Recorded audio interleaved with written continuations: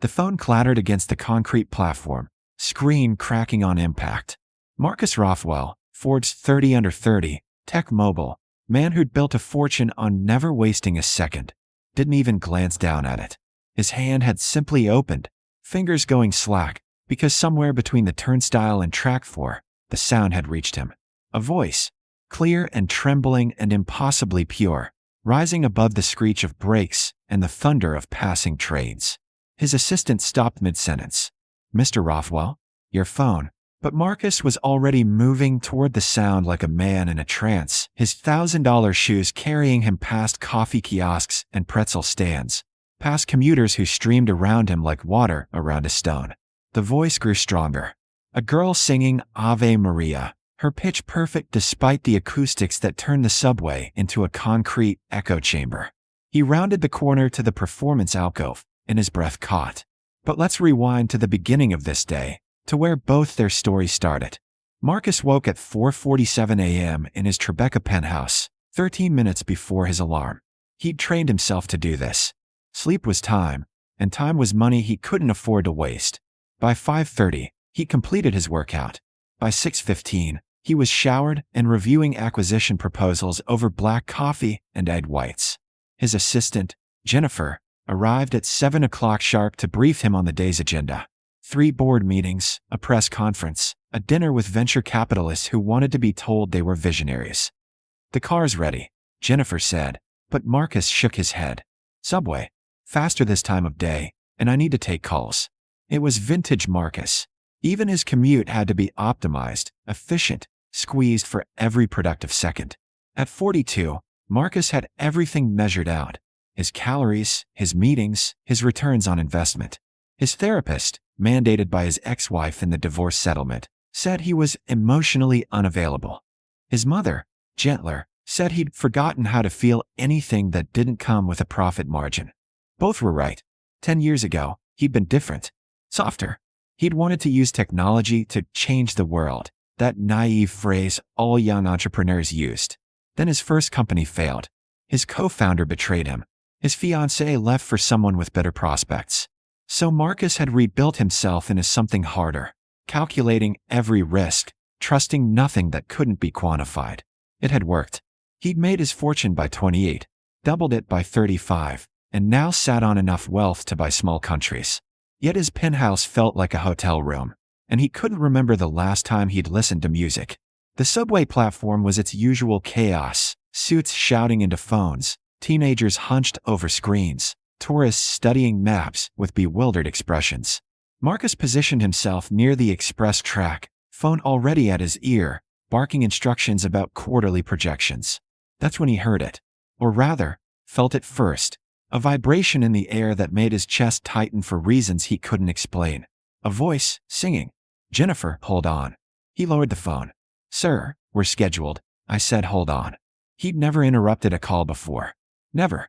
But something in that voice reached past every wall he'd built, grabbed something deep in his chest, and pulled. Marcus followed the sound like a sleepwalker, Jennifer's protests fading behind him. Past the newsstand. Past the angry crowd waiting for the delayed train. Past everything. Then he saw her. The girl sat in a wheelchair in the designated performance alcove, 15 years old at most. Her body was twisted by cerebral palsy, her limbs bent at angles that looked painful even at rest. Her hands curled against her chest, fingers permanently contracted. She wore donated clothes, clean but clearly not hers, a sweater too big that swallowed her thin frame. Jeans with someone else's were patterns. But her voice was a cathedral. It soared and depicted, carried every ounce of emotion that her body couldn't express. She sang Ave Maria with her eyes closed, her face tilted upward as if the ceiling could open to sky. The few coins in her open case suggested most commuters had rushed past without stopping. Most, but not all. An elderly woman stood nearby, tears streaming down her weathered cheeks. A construction worker with paint-stained clothes had paused mid-stride, his mouth slightly open. A young mother held her toddler quiet, both of them transfixed. And Marcus had dropped his phone without even realizing it. Jennifer caught up to him, breathless. "Mr. Rothwell, your 9 a.m. is in 40 minutes. We need to." She stopped, following his gaze. "Oh, who is she?" Marcus whispered. "I don't. Sir, we really need to go." But Marcus didn't move. Couldn't move. Because something was happening to him that hadn't happened in 10 years, longer. The wall around his chest, that careful architecture of detachment, was cracking. The girl's voice climbed toward the final verse, pure and trembling with effort. Her body shook with each breath, the physical strain of singing visible in every seized muscle. Yet she didn't stop, didn't falter. She hit the final note, held it impossibly long, and the sound seemed to expand until it filled every corner of the platform, every crack in the concrete, every empty space in Marcus's carefully ordered life. Then silence. Her eyes opened slowly, exhausted, and that's when she saw him, saw all of them. Really, the small crowd that had gathered without realizing it. Her expression cycled through surprise, then fear, then a heartbreaking hope as she glanced at her nearly empty case. Marcus stepped forward before he knew what he was doing. "Wait." The word came out hoarse. Marcus cleared his throat. "Please, sing something else." The girl's eyes widened. Up close, he could see she was older than he'd first thought. Maybe 17, but illness and hardship had stolen the years from her face. Her name was embroidered on her sweater in uneven stitches. Lily. She glanced nervously at a woman sitting on a bench behind her, late 50s, thin to the point of frailty, wearing a hospital volunteer badge. Her mother, Marcus guessed, though she looked more like an older sister worn down by time and worry. "We should go, Lily," the woman said quietly. "Your arms, please," Marcus said again, and this time he looked at the mother directly. "I'll pay for her time. Whatever's fair." The mother's expression hardened. "My daughter isn't a jukebox. You can't just—" "I didn't mean," Marcus fumbled, a sensation so foreign it startled him. When was the last time he'd been clumsy with words? "I'm sorry. That came out wrong. I need to hear her sing again." Something in his face must have shone through the polish and practiced control, because the mother's anger softened into something sadder. "Lily sings because she wants to. Because it's the one thing." Her voice caught. The one thing her body can't take from her. Lily's hand moved awkwardly, gesturing. Her mother interpreted. "She says she'll sing one more. Then we have to go. She has physical therapy." Marcus nodded, then did something unprecedented. He sat down on the filthy subway platform, his tailored suit settling into ancient grime and spilled coffee. Jennifer made a strangled sound, but he ignored her. "I'm ready," he said simply.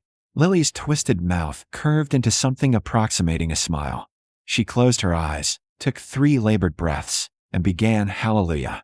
The effect was immediate and devastating.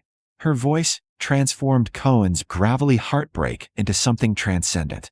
Every word carried weight, not just sung but lived, breathed, survived. When she sang about cold and broken hallelujah, Marcus heard his own story. His failures. His ex-wife crying in an empty house while he worked late. Again. Always. The crowd grew larger. Commuters missed their trains. A street performer with a guitar joined in softly, accompaniment that Lily accepted with a small nod. The elderly woman from before stood beside Marcus, her hand on his shoulder like a blessing. Marcus felt something hot on his cheeks. He touched his face, confused, and his fingers came away wet. He was crying. He couldn't remember the last time he'd cried. Not at the divorce. Not at his father's funeral. Not during the brutal hostile takeover that had almost destroyed him. But here, on a subway platform, listening to a disabled girl sing about broken things still holding beauty. Here, finally, his body remembered how. Lily finished, her voice trailing off into exhausted silence. This time, the crowd erupted. Applause echoed off the concrete. Coins, bills, even a few credit cards appeared, held out by people who wanted to give more than they carried. Marcus stood slowly, his knees protesting the concrete's abuse. He approached Lily's case and pulled out his wallet. He had maybe $200 in cash. He never carried much, everything digital now. But there was something else. A business card. And behind it, the checkbook his mother insisted he keep for emergencies. He knelt beside Lily's wheelchair. "I level now. How long have you been singing?" Lily's mother translated her daughter's halting signs. "Since she was 5. It's all she's ever wanted, to be a singer." "But," the mother's voice broke. "But she needs so much. Medical bills. Equipment. Her wheelchair is 7 years old. held together with duct tape and prayer. The medicine for her seizures. She stopped, too proud to continue. Marcus looked at Lily, really looked, past the twisted limbs and second-hand clothes to the soul burning fierce behind those tired eyes. "You're the most talented person I've heard in 10 years, he said quietly. Lily's eyes filled. Her mother's too. "I want to help," Marcus continued. He pulled out the checkbook, a pen. "I'm going to write you a check. Use it for whatever you need. Medical bills, equipment, anything. We don't take charity," the mother said stiffly, but her hand trembled on her daughter's shoulder. "It's not charity. It's an investment." Marcus was writing now, the numbers flowing faster than his conscious thought could track. "I built my fortune investing in exceptional talent. Your daughter, Lily, she's exceptional. This is me being smart with my money." He tore off the check and placed it in the case. $50,000. The mother gasped. We can't. You can. You will." Marcus stood, and now his voice carried the authority that moved markets. "But I want something in return." The mother's expression shuddered. "What?" "Permission to help more." Marcus pulled out his phone, screen cracked but functional, and opened his contacts. "I know people. Producers, voice coaches, physical therapists who work with performers who have disabilities. I want to make calls. Open doors. Let your daughter be heard." "Why?" The mother's voice was sharp with protective suspicion. "Why would you do this?" Marcus looked at Lily, then at his hands, then at the crowd still watching. "Because 10 years ago, I forgot why I got into business in the first place. I wanted to help people, to make a difference. Then I got hurt, and I decided the only safe thing to invest in was profit margins." He met the mother's eyes. "Your daughter just reminded me what I lost. What I threw away. That's worth more than 50,000. It's worth everything." The mother was crying openly now. Lily's face radiated joy so pure it seemed to light the dingy platform from within. "There's a condition," Marcus added softly. "I want weekly updates. Videos of her practicing, performing. I want to hear her progress." He paused. "I need to remember what I'm feeling right now. I need to remember what it's like to care about something that doesn't come with a quarterly return." Jennifer, who'd been silent throughout, stepped forward. "Mr. Rothwell, your 9 a.m., cancel it." "Sir, cancel all of them. Today, tomorrow, everything until Monday." Marcus looked at his assistant properly for the first time in months. When had she started looking so tired? So defeated? "And Jennifer? Schedule a meeting with HR. I want to know about employee satisfaction scores. Real ones. I want exit interview data. I want to know who we've burned out and how we can do better." Jennifer's mouth opened, closed. "Yes, sir." Marcus turned back to Lily and her mother. "What's your name?" "Sarah. Sarah Chun." "Sarah, may I sit with you for a moment? I'd like to hear about Lily. Her story. What she wants for her future." For the next hour, while trains came and went, Marcus Rothwell sat on a subway bench and listened. He learned that Lily had been born premature, her cerebral palsy the result of oxygen deprivation, that her father had left when she was 3, unable to handle the medical demands, that Sarah worked 3 jobs, hospital volunteer, night cleaning crew, weekend data entry, to cover what insurance wouldn't, that Lily attended school through a computer because stairs were impossible and her specialized transport was unreliable.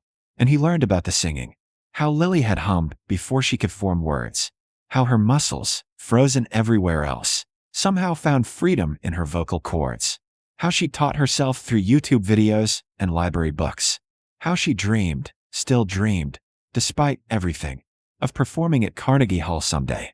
"That's not impossible," Marcus said quietly. Sarah laughed bitterly. "Be realistic. I am being realistic.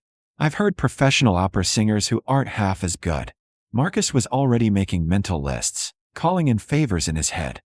"I know the director of the Young Artists program at Lincoln Center. I know vocal coaches who've worked with performers who have physical disabilities.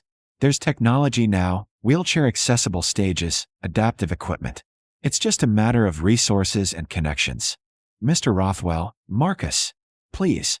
Sarah looked at him for a long moment. "Marcus, why are you really doing this?" He was quiet, watching Lily practice fingering patterns against her chest, muscle memory for songs her body could barely support. "I had a daughter," he said finally, "for about 6 hours." Sarah's hand moved to her mouth. "Stillborn. 10 years ago. My wife, ex-wife now, she wanted to try again, But I couldn't. I shut down. Poured everything into work because work couldn't hurt me. Work was safe. Predictable. He looked at Sarah. I've spent a decade building an empire and losing everything that matters. Today, listening to Lily sing, I felt something for the first time in years. Hope. Beauty. Purpose. His voice cracked. She gave me that. Let me give her something back. Sarah was sobbing now, and Lily was crying too, her twisted hands reaching toward him in a gesture that needed no translation. Marcus spent the rest of the morning with them. He drove them to Lily's physical therapy in his town car, Jennifer rescheduling his entire week without being asked. He waited during the appointment, making calls. By the time Lily emerged, exhausted, Marcus had secured her an audition with a vocal coach who'd worked with the Metropolitan Opera. Next Tuesday, he told Sarah, just for an assessment. No pressure, but I want experts to hear her. The audition led to a scholarship. The scholarship led to a documentary filmmaker who'd been searching for a subject. The documentary, 8 months later, premiered at Tribeca Film Festival to standing ovations. But those were just milestones on a longer journey. The real change happened in increments. And Lily performing at a local arts center, then a regional theater, then, impossibly, a benefit concert at Lincoln Center. And Sarah cutting back to one job because Marcus had quietly set up a trust fund that covered Lily's medical expenses. And Marcus attending every performance, sometimes arriving straight from the airport, his assistant holding a seat. And the change in Marcus himself. He restructured his companies around employee wellness. Started a foundation funding arts education for disabled youth. Began having dinner with his mother weekly instead of quarterly. Returned his therapist calls. Slowly, painfully, learned to let people in again. 2 years after that subway morning, Marcus stood backstage at Carnegie Hall. Lily, now 19 and radiant in an adaptive designed gown, waited in her new performance wheelchair, engineered specifically for her needs, allowing her to breathe fully while supported. Nervous? Marcus asked. Lily's hands moved in the sign language he'd learned to understand. Her mother, elegant in borrowed diamonds, translated anyway. She says she's ready. That she's been ready her whole life. I believe it. Marcus adjusted his bow tie, suddenly self-conscious. Thank you, Lily. For that day? For reminding me why any of this matters. Lily signed something elaborate. Sarah smiled. She says he saved her life. Gave her the career she dreamed about. No. Marcus shook his head. She saved mine. I was just returning the favor. The stage manager called places. Marcus helped Sarah wheel Lily to the wings, then took his seat in the front row. The lights dimmed. The audience, sold out, 2,000 people, went silent. Lily rolled onto the stage, and the spotlight found her. For a moment, she was just a girl in a wheelchair, her body twisted, her hands curled against her chest. Then she opened her mouth, and she was everything. She sang Ave Maria first, a callback to that subway platform, to the beginning. But her voice had grown stronger with training, richer with confidence. It filled Carnegie Hall the way it had filled that concrete alcove, turning every empty space into something sacred. Marcus felt the familiar heat on his cheeks. Tears again, but different now. Not grief.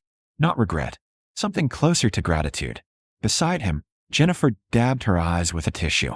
On his other side, a music critic scribbled frantically. All around, people wept or smiled or sat frozen in wonder. When Lily finished, would echo long after he was gone. One voice at a time, starting with the girl who sang in the subway, who reminded a lost man what it meant to be found.